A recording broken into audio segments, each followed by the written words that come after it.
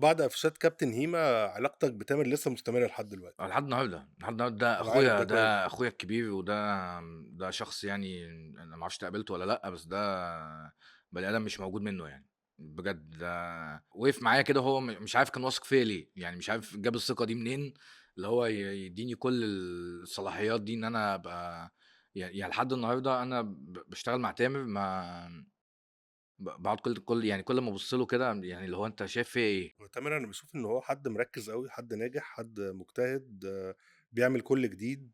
وبيفهم أوي في البني آدمين، يعني هو بالضبط. بيفهم أوي في البني آدمين، اللي هو بجد يعني لمّا يشوفك كده ممكن يلاقي فيك حاجة أنت مش عارفها، يعني ممكن يشوف فيك حاجة أنت مش عارفها فيشتغل عليها هو، يعني يشغل باله بيك، حتى لو أنت فاهم، يعني يزوّد بيحب يزوّد هو، يزوّد لك حاجة، هو ما شاء بيزوّد الله لك حاجة. يعني هو بيلاقي قدّام ده نجاحات. ربنا برضه ما بيكرمش كده، يعني لازم يبقى في حاجات تانية بتحصل كده عشان يعني كل حاجة بيبقى ليها سبب.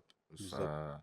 بس فلحد النهارده أنا باشتغل مع تامر، لحد النهارده آخر campaign عملناها دي بتاعة وي، ما إحنا أنا اللي مصورها له، بتاعة تامر حلو أوي. وبهاء سلطان، كل الcampaigns اللي بيعملها لحد النهارده أنا يعني poster فيلم أو campaign أنا اللي باصورها لتامر حسني، لحد النهارده، ده أخويا، ده أخويا الكبير، ده ما فيش فيه هزار، ده اللي يعني أنا باعتبره هو اللي اكتشفني، يعني هو اللي اداني الفرصة إن أنا أبقى في الحتة اللي أنا فيها دي دلوقتي.